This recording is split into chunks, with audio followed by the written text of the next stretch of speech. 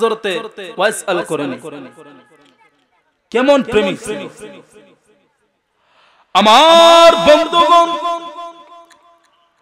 রে বাটপাড়ার সড়ক বাড়ির যুবক বেনা গো একটু গভীর মনোযোগ দিবেন কানটালে নরম কইরা দিবেন দিল তারে মনোযোগে বসাইয়া দিবেন গো আজকের এই জান্নাতের বাগানে আপনারা এসে বসে আল্লাহর দরবারে হাজিরা দিতে পারছেন এতে আপনারা খুশি না বেজার এই জান্নাতের বাগানে আমার অনেক মা বোনেরাও আলোচনা শুনতাছে আমার পূর্বে যিনি আমার বন্ধু ছিল মাওলানা তাজুল ইসলাম কুঞ্জি এত সুন্দর কণ্ঠ কি বলবো আরে প্রশংসার কোনো শেষ নাই আপনারা এটাই জানেন এক এক ফুলের এক একটা গ্রাম ঠিক কি না এক এক ফুলের এক একটা গ্রাম আলোচনা বেশি লম্বা করব না ডাইরেক্ট আলোচনায় চলে যাব তবে আপনাদেরকে বলবো আজকের এই জান্নাতের বাগান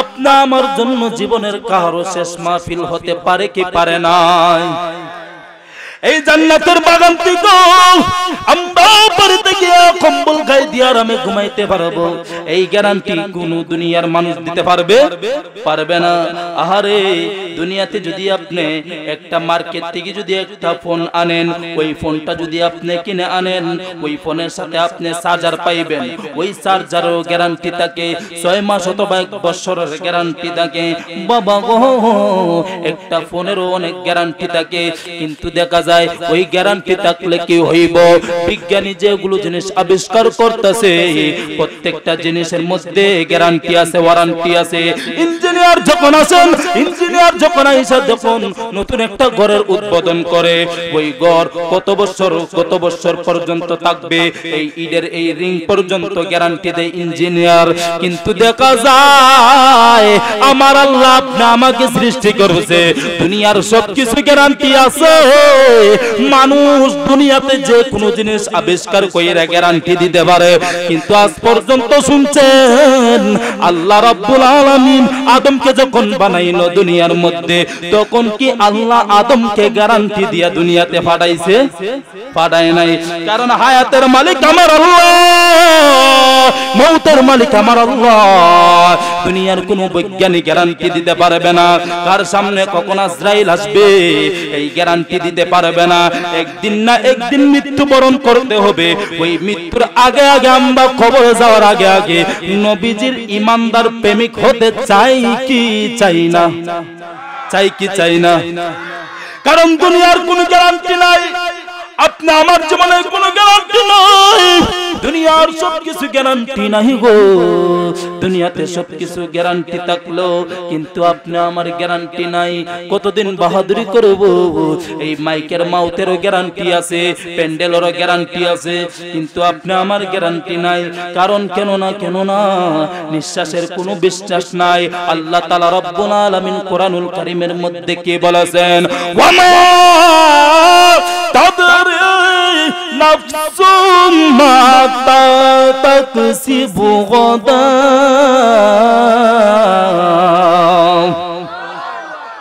ওয়ামা তাদরি নাফসুম মা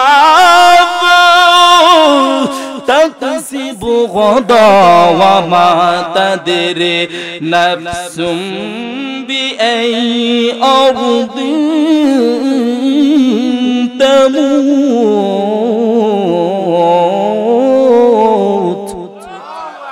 আল্লাহ রাব্বুল আলামিন বলেন বান্দা তুই আগামীকাল কি করবে বান্দা তুই বলতে পারবে না পরকাল তুই আগামীকাল কি করবে আগামীকাল তুই কি খাইবি এটাও বান্দা তুই বলতে পারবি না কারণ রিজিকের মালিক আমি আল্লাহ বান্দা রে শুনিয়ানে তুই হইতে পারোস তাকস লন্ডন তাকস আমেরিকা তাকস তুই বিদেশ দুনিয়ার মধ্যে যে কোনো প্রান্তের মধ্যে তুই তাকস না কেন যে কোনো জায়গার মধ্যে তুই তাকস না কেন গো কিন্তু আজরাইলকে আমি পাঠাইবো কোন বান্দা বান্দার কাছে গ্যারান্টি দিয়া পাঠাইব না।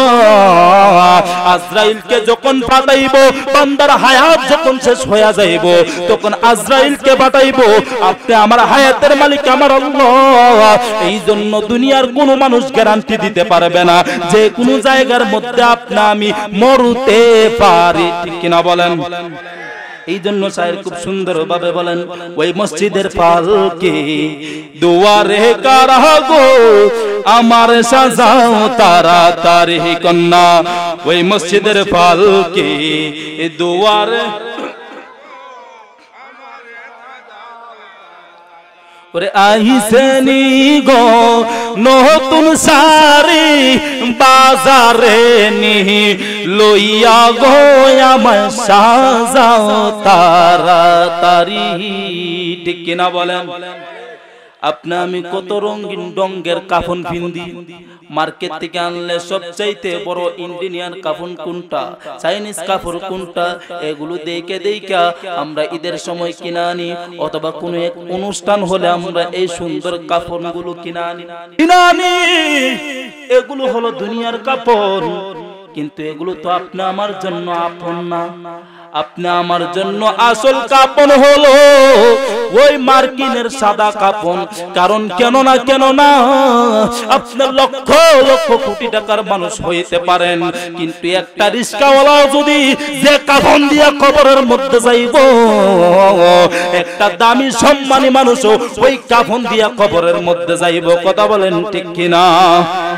ওরে আইসেনি গো নতুন শাড়ি বাজারে নি লইয়া গো আমায় সাজাও তাড়াতাড়ি কন্যা। ওই মসজিদের পালকি দুয়ারে কারা গো আমার সাজাও তাড়াতাড়ি। কথা বলেন ঠিক কিনা? ওরে কই রে আমার মা জননী, আমাকে গোসল দাও তাড়াতাড়ি। কই রে আমার মা জননী, আমাকে গোসল দাও তাড়াতাড়ি। অপেক্ষা করতেছে যাইবো হাসি মুখে আপন ঘরের বাড়ি, ঠিক কিনা বলেন? ওরে হাসি মুখে দাও গো বিদায়, যাইতাম আপন বাড়ি। আমার সাজাও তাড়াতাড়ি কন্যা। ওই মসজিদের পালকি দুয়ারে কারা গো আমার সাজাও তারা। ওরে চার কামলা কাম করিয়া গর রাখছেনি করি, ঠিক নেই? হ্যাঁ, চার কামলা করবো নি? হ্যাঁ, ওরে চার কামলা কাম করিয়া গর রাখছেনি করি, চার কামলা কাম করিয়া গর রাখছেনি করি। এই আব্বাসের কে আছে আর কে দিব মজুরি, ঠিক কিনা বলেন? মরানোর সময় তো একবারে অসহায়, কোন টাকা পয়সা নাই, আছে না, তখন কি আমরা ওই মজুরি দিতে পারতাম না? তখন আমার 3.5 হাত ঘর তারা কষ্ট করে, এভাবেই তারা 3.5 হাত একটা ঘর বানাইবো মাটির তলে। তখন তো আমরা কোনো কিছু দিয়ে তাদেরকে খুশি করতে পারবো না, ঠিক কিনা বলেন? ওরে চার কামলা কাম করিয়া ঘর রাখছেনি করি, চার কামলা কাম করিয়া ঘর রাখছেনি করি। এই আব্বাসের কে আছে আর কে দিব মজুরি, এই আব্বাসের কে আছে আর কে দিব মজুরি। আমাকে সাজাও তাড়াতাড়ি কন্যা। ওই মসজিদের পালকি ওই দেখা যায় পালকি দুয়ারে কারা গো আমার সাজাও তাড়াতাড়ি। কথা বলেন ঠিক না বেঠে? কবরে যাইতেই বনি, কথা বলেন। তখন তো দুনিয়ার সব বাহাদুরি আপনার শেষ শেষ। কোন দুনিয়ার কোন বাহাদুরি চলবো? এমনি হইতে পারেন আপনি অনেক বড় ক্ষমতাশালী, আপনি অনেক বড়, আপনার ক্ষমতা আছে, আপনি আপনাকে সবাই ভয় পায়, সবাই ভয় পায়, কিন্তু ওই কবরে যাওয়ার সময় আপনাকে ওই সময় আপনার কোন টাইম থাকতো না, ঠিক কিনা বলেন? ওই সময় কোন টাইম থাকবো? কোন টাইমই থাকতো না আপনাকে। তখন আপনাকে মসজিদের পালকির মধ্যে উইটা কবরের মধ্যে রাখবো, সাথে কোনো কিছু নিতে পারতেন না, শুধু সাদা মার্কিনের কাফন তাওই, ঠিক কিনা বলেন? এই শীতের মধ্যেও কিন্তু সাদা মার্কিনের কাফন, নাকি তুষক জাজিম দিব?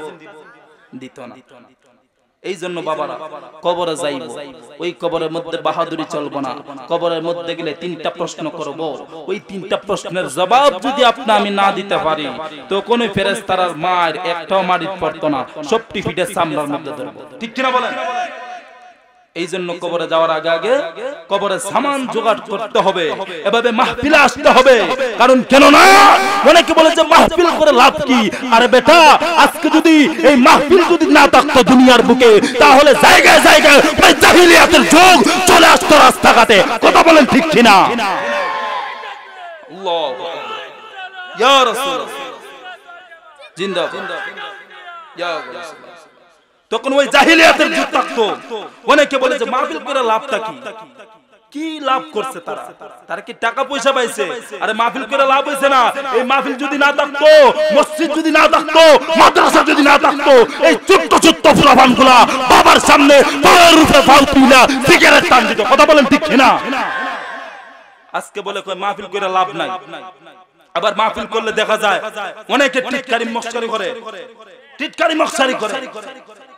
আরে যে মাহফিল, যে আল্লাহর নবীর বাগান যদি এই দুনিয়ার বুকে যদি তৈরি না করে যাইতো, তাহলে ওই জাহিলিয়াতের যুগে থাকতো না। তাই জাহিলিয়াতের যুগে যেভাবে জাহিলিয়াতের যুগে এই ছেলে মেয়ে রাস্তাঘাটের মধ্যে তারা অসামাজিক কাজ করে, ওই যুগটা থাকতো না, ঠিক কিনা বলেন? আজকে জায়গায় জায়গায় মাহফিল থাকুনে, আজকে জায়গায় জায়গায় উলামায়ে কেরাম থাকুনে, মসজিদ মাদ্রাসা থাকুনে, আজকে আমরা ধর্মের শিক্ষাটা পাইছি, ঠিক কিনা বলেন? কারণ এই দেশের মধ্যে কোন নবী রাসূলের কদম পড়ে না। এই দেশের মধ্যে কোন বিদেশের মানুষগুলা ইসলাম কায়েম করে নাই। কারণ এই দেশের মধ্যে ইসলাম কায়েম করছে বাবা শাহজালাল, এই দেশের মধ্যে ইসলাম কায়েম করছে বাবা শাহফরান, এই দেশের মধ্যে ইসলাম কায়েম করছে আমাদের পার্শ্ববর্তী এলাকা বাবা সৈয়দ নাসিরউদ্দিন জিবাসালা। তখন এই দেশের মধ্যে কোন মুসলমান ছিল না, একটা মুসলমানের পরিবার ছিল, ওই হযরতে বুরহান শাহ রাহমাতুল্লাহ আলাইহি। আজকে দেখা যায় ওই আল্লাহর ওলিরা নবীর কালিমা পড়ে পড়ে আপনি আমাকে মুসলমান বানাইছে, আর না হইলে আমরা এখন ইহুদিদের খ্রিস্টানে পরিণত থাকলাম। আজকে আল্লাহর ওলিদের কারণে আজকে আমরা ইসলাম পেয়েছি। আজকে ওই ওলিরাও যদি দুনিয়ার মধ্যে আগমন করে, ওলিরাও যদি আজকে যে জায়গার মধ্যে, যে গ্রামের মধ্যে, যে মহল্লার মধ্যে আগমন করবে, আজকে দেখা যায় অনেক মানুষ ঘরের মধ্যে রাস্তাঘাটের মধ্যে টিটকারি মকসারি করেনি করে। এই জন্য আমরা এটাই বলি, পীর যার যার সুন্নিয়ত সভা, পীর যার যার সুন্নিয়ত সভা। আপনার পীর আপনার কাছে বড়, অমুকের পীর অমুকের কাছে বড়, কিন্তু আপনার পীর এই আপনার কাছে বড়, এই জন্য অমুকের পীরকে আপনি ইঙ্গিত করে কথা বলবে, এটাও কিন্তু রাসূলের শিক্ষা দেয় না। আমার বাবা যেন চলে যাব, একটু সামনে গিয়ে যাব। হযরত ওয়াইস আল করনী কেমন প্রেমিক ছিল, কথা মনে আছে? হযরত ওয়াইস আল করনী কেমন প্রেমিক ছিল গো, যিনি নবীকে দেখার জন্য এত আফসোস করেছে, তারপরেও হযরতে আমার নবীজির দেখার সাক্ষাৎ মিলল না। সুবহানাল্লাহ। হযরত ওয়াইস আল করনী উনি নবীর যুগে ছিল, কিন্তু নবীজিকে দেখতে পারে নাই গো। অনেক সাহাবায়ে কেরামের সাথে সাক্ষাৎ হলো, কিন্তু নবীজিরে দেখতে পারে নাই। এই জন্য উনি সাহাবায়ে কেরামের কাতারে যায় নাই, উনি হলো তাবিঈন। হযরত ওয়াইস আল করনী দেখার জন্য নবীজিকে দেখার জন্য এত পাগল ছিল। বন্ধুগণ আমার, গভীর মনোযোগ, হযরত ওয়াইস আল করনী বাসা ছিল কোথায়? ইয়ামেন শহর। কোথায়? ইয়ামেন শহর। হযরত ওয়াইস আল করনী ইয়ামেন শহর ছিল ওনার বাড়ি। হযরত ওয়াইস আল করনী নবীজিকে দেখবে। আমার বন্ধুগণ, এ বাটপাড়ার যুবক ভাইরা গো, ও মুরব্বি বাবারা, হযরত ওয়াইস আল করনী ডাক দিয়ে বললেন, বন্ধুগণ আমার একটু গভীর মনোযোগ। হযরত ওয়াইস আল করনী বাসা ছিল ইয়ামেন শহর। আমার নবী বিশেষ করে দুইটা শহরের জন্য দোয়া করতেন বেশি বেশি করে। একটা হলো ইয়ামেন শহর আর একটা হলো শাম শহর। সুবহানাল্লাহ। ইয়ামেন শহর আর শাম শহর, ইলিয়াসের জায়গার নাম হলো শাম শহর।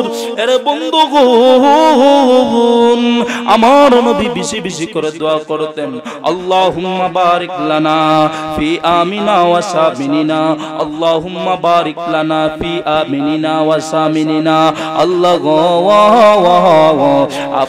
আপনি বেশি বেশি করে শাম শহর আর ইয়ামেন শহরের মধ্যে আপনার রহমত আর বরকত দান কর। সুবহানাল্লাহ। ও মালিক আল্লাহ গো, আপনি বেশি বেশি করে শাম শহর আর ইয়ামেন শহরের মধ্যে আপনার রহমত আর বরকত দান করো। আমার নবী বেশি বেশি করে দোয়া করতেন। আর নজদির কয়েকজন মানুষগুলা নবীকে বললেন, ইয়া রাসূলুল্লাহ, নবী গো, আপনি দেখলাম শাম শহর আর ইয়ামেন শহরের জন্য বেশি বেশি করে দোয়া করেন, আপনি আমাদের নজদের বাসীদের জন্য একটু দোয়া করেন। আমার নবী ডাক দিয়া কয়, রে নজদের বাসীরা, আমার নবী ডাক দিয়া বললেন, আল্লাহুম্মা বারিক লানা ফি আমিনিনা ওয়া সামিনিনা। আল্লাহ তুমি রহমত আর বরকত দান করো ইয়ামেন শহর আর শাম শহরের মধ্যে। ওই নজদের বাসী লোকটা ডাক দিয়া বললেন, ইয়া রাসূলুল্লাহ, নবী গো, ও মায়ার নবীজি, আপনাকে না বললাম শাম শহরের জন্য দোয়া, আপনি দেখলাম শাম শহরের জন্য দোয়া করেন আর ইয়ামেন শহরের জন্য দোয়া করেন, আপনাকে বলছি আমাদের নজদের বাসীদের জন্য কিছু দোয়া করেন না। আমার নবী ডাক দিয়া বললেন, এভাবে যখন তিনবার শাম শহরের জন্য দোয়া করলেন, নবী ডাক দিয়া কয়, এর নজদের বাসীরা, তোমাদের জন্য আমি দোয়া করতে পারবো না। তোমাদের জন্য কি আমি দোয়া করতে পারবো না। ওই নজদের বাসীরা ডাক দিয়া বললেন, কেন তুমি দোয়া করতে পারবে না হুজুর? আপনি কেন পারবেন না? আমাদের দোষ কি? আমার নবী ডাক দিয়া কয়, হে নজদের বাসীরা গো, শুনিয়া নাও, শুনিয়া নাও, আমি কেন দোয়া করতে পারবো না? কারণ এই নজদের বাসীর থেকে আমি নবীর শত্রুর সিং গজাইব। কি গজাইব? শত্রু সিংহ যাইব। কারণ কেন না এই নজদের মধ্যে আমি নবীর শত্রু পয়দা হইব। ওই নজদের বাসী ডাক দিয়া বললেন, বুঝলাম এই নজদের বাসীরা, এই নজদের থেকে আপনার শত্রু সিংহ যাইব, আপনার শত্রু পয়দা হইব। ওই এখান থেকে কিন্তু আব্দুল ওয়াহাব নজদি পয়দা হইছে। এখান থেকে কি পয়দা হইছে? ওই যে আব্দুল ওয়াহাব নজদি, ওই আব্দুল ওয়াহাব নজদি এখান থেকে পয়দা হইছে। আপনারা বলেন আব্দুল ওয়াহাব সে বালানা কারা? সে কারা? সে কি কারা? এই আব্দুল ওয়াহাব নজদির থেকে এখন পর্যন্ত ওই তার সিলসিলা এই কিয়ামত পর্যন্ত থাকবে। ওই যে ওয়াহাবি কোথা থেকে দেখছেন পয়দা হইছে? আমার নবী ডাক দিয়া বললেন, না না না, আমি ওই নজদের জন্য দোয়া করতে পারবো না। ওই ব্যক্তি ডাক দিয়া বললেন, হুজুর গো, কেন আপনি দোয়া করতে পারবেন না? এখান থেকে আমি নবীর শত্রু সিংহ যাইব, এই জন্য আমি দোয়া করতে পারবো না। এবার ওই শত্রু, ওই নজদের দালাল ডাক দিয়া বললেন, ইয়া রাসূলুল্লাহ, নবী গো, ও মায়ের নবীজি, আচ্ছা বুঝলাম এই নজদের থেকে আপনার শত্রু পয়দা হইব, কিন্তু আপনি কেন শাম শহরের জন্য দোয়া করলেন? আপনি কেন শাম শহরের জন্য দোয়া করলেন? এবার হযরতে আমার কামলিওয়ালা নবী ডাক দিয়া কয়, এরে নজদের বাসীরা, আমি কেন এই নজদের জন্য দোয়া করি না আর শাম শহরের জন্য কেন দোয়া করি? কারণ এই শাম শহরের মধ্যে আল্লাহর অগণিত পয়গম্বর থেকে 50,000 থেকে 70,000 উপরে এই ওই শাম শহরের মধ্যে নবীদের কদম পড়েছে। এই শাম শহরের জন্য আমি দোয়া করি। 50,000 থেকে 70,000 পয়গম্বর কদম পড়েছে শাম শহরের মধ্যে, এই জন্য আমি শাম শহরের জন্য দোয়া করি। আবার ওই নজদের বাসিন্দা দিয়া বললেন, ইয়া রাসূলুল্লাহ, নবী গো, আচ্ছা বুঝলাম এই আল্লাহর পয়গম্বরগুলা 50 থেকে 70,000 বেশি এই নবীদের কদম পড়ছে শাম শহরের মধ্যে, কিন্তু ইয়ামেন শহরের জন্য কেন দোয়া করেন? এই ইয়ামেন শহরের মধ্যে তো কোনো নবী রাসূলের কদম পড়ে নাই। আমার নবী ডাক দিয়া বললেন, আরে নজদের বাসীরা, আরে শুনিয়া নাও আমার সাহাবায়ে কেরাম গো, তোমরাও শুনিয়া নাও গো, তোমরা শুনিয়া নাও। এই ইয়ামেন শহরের মধ্যে কোন নবী রাসূলের কদম পড়ে নাই, কিন্তু এই ইয়ামেন শহরের জন্য আমি কেন দোয়া করি? কারণ এই ইয়ামেন শহরের মধ্যে আমার একটা প্রেমিক আছে গো। কারণ আমি রাসূলকে দেখে নাই, অথচ আমি রাসূলকে না দেইকা নিজের 32টা দাঁত ভেঙে ফেলছে। এই দেশের মধ্যে, এই শহরের মধ্যে আমার একটা পাগলা আছে, ওই কারনুন থেকে হলো করুন, ওই হযরত ওয়াইস আল করনি এই ইয়ামেন শহরের মধ্যে হলো ওনার বাড়ি। এই জন্য আমি ওই হযরত ওয়াইস আল করনির শহরের মধ্যে যেন আল্লাহর রহমত আর বরকত দান করে। সুবহানাল্লাহ। ওই ইয়ামেন শহরের মধ্যে নবী রাসূলের কদম পড়ে নাই। আমার একটা পাগলা আছে, ওই পাগলা এই দেশের মধ্যে হলো ওই ইয়ামেন শহরের মধ্যে হলো আমার পাগলা হযরত ওয়াইস আল করনি। ওই হযরত ওয়াইস আল করনির জন্য তিনি তো আমাকে দেখতে পারে নাই, এক টানা একটা পাথর নিয়ে ওনার 32টা দাঁত কুরবান করে দিয়েছে। এই জন্য আমি এই ইয়ামেন শহরের জন্য দোয়া করি। জোরে বলুন সুবহানাল্লাহ। আরে আমার বন্ধুগণ, আরে আল্লাহর গোলাম, একটু গভীর মনোযোগ দেন। এবার আমার নবী ডাক দিয়া বললেন, আরে উমর, ও উমর গো, শুনিয়া নাও, তুমি দাঁড়াও। উমর তুমি দাঁড়াও। হযরত আলীকেও ডাক দিয়ে বললেন, ও আলী গো, তুমিও দাঁড়াও। বিশিষ্ট 4 জন খলিফা, ওই 4 জন খলিফার মধ্যে হযরত উমরকে দাঁড়া করলেন, হযরত আলীকে দাঁড়া করলেন।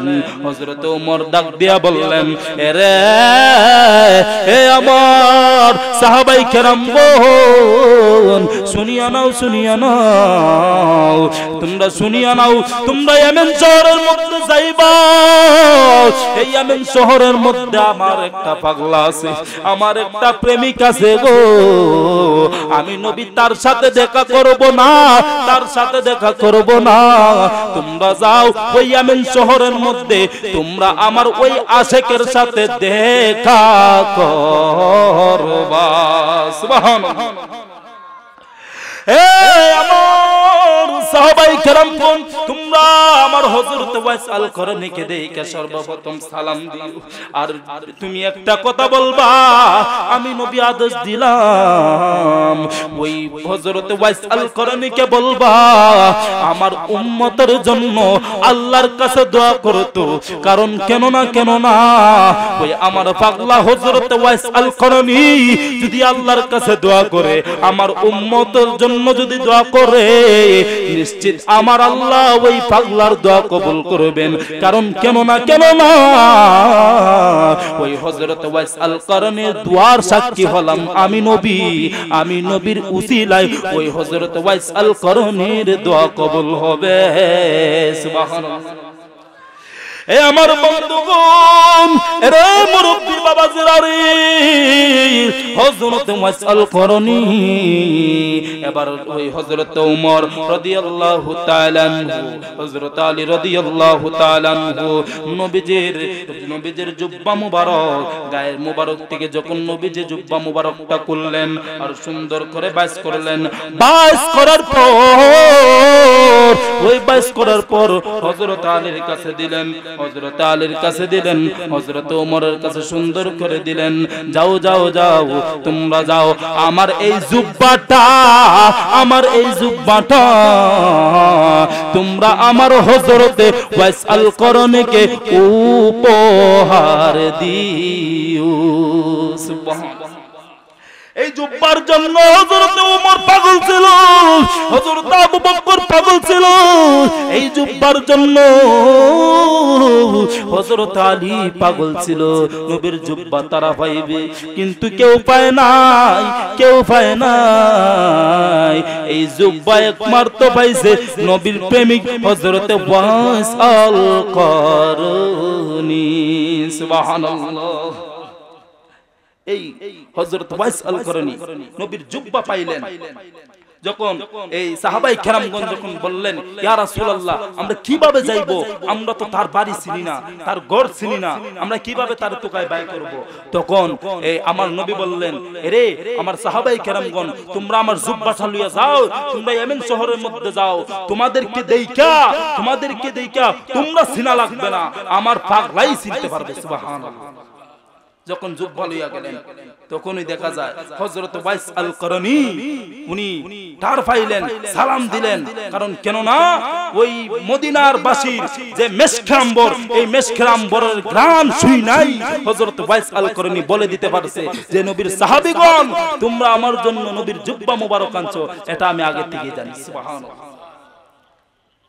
এই জন্য বলেন ভালোবাসার জায়গা মদিনা, ভালো লাগার জায়গা মদিনা, বলো ভালোবাসার জায়গা মদিনা, ভালো লাগার জায়গা মদিনা। হায় এত সুন্দর জায়গা কোথাও দেখি না, এত সুন্দর জায়গা কোথাও দেখি না, সাজিয়েছেন দয়াল রব্বানা ভালোবাসার জায়গা মদিনা, কন্যা ভালো লাগার জায়গা মদিনা, ওরে চুমুন দেওয়ার জায়গা মদিনা, মদিনা শরীফের নূরের খাজিনা, মদিনা শরীফের নূরের খাজিনা, মদিনা শরীফের নূরের খাজিনা, আশিক সারা অন্য বুঝে না, ভালো লাগার জায়গা মদিনা, ভালোবাসার জায়গা মদিনা, ভালো লাগার জায়গা মদিনা, সবাই ভালোবাসার জায়গা মদিনা, ভালো লাগার। হায় হায় একদিন কবরে যাব আমি রে, একদিন কবরে যাইব আমি রে, সেই দিন নবী সারা আপন থাকবে না, ভালোবাসার জায়গা মদিনা, ভালো লাগার জায়গা মদিনা, ভালোবাসার জায়গা মদিনা, ভালো লাগার জায়গা মদিনা, ভালোবাসার জায়গা, ওরে চুম্বন দেওয়ার জায়গা মদিনা, ওরে প্রেম করার জায়গা মদিনা। ঠিক কিনা বলেন? যারা হাজিরা যায়, এই হাজী সাহেবরা যায়, তারা কিন্তু নবীর রওজার সাথে প্রেম কইরা আসে। সুবহানাল্লাহ। আর নবীজির সাথে যদি আমরা প্রেম করে যদি কবরে যাইতে পারি, মুনকার নাকির নামের ফেরেশতা তারা ক্ষমতা আছে আমাদেরকে আযাব দিবে না। এই জন্য নবীর প্রেম নিয়ে অন্ধকার কবরে যাইতে হবে বাজান, না হলে কোনো উপায় থাকবে না। একটা তাকবীর দেন, নারায়ে তাকবীর। আপনি তো পচবেন না, লাশও পচবে না, আপনার লাশ পচবে না, একটা বাসের গাড়িও পচবে না। কারণ কেন না, প্রেম কইরা যদি কবরের মধ্যে যাইতে পারেন, ওই কবরটা আল্লাহ রাব্বুল আলামিন আমার মদিনার নবীর রওজার সাথে কালেকশন লাগাই দিবে। কথা বলেন ঠিক না বেঠে? আল্লাহু আকবার, ইয়া রাসূলুল্লাহ জিন্দাবাদ। এই জন্য আমরা কবরে যাব, কবরের মধ্যে নবীর প্রেম নিয়ে যাইতে হবে। বাজান, আমি এই ঘটনা কোনো কিছুই বলতে পারছি না, কারণ কেন না আগাগুড়িও বলতে পারছি না, সময়ের কারণে বক্তা বেশি হলে যা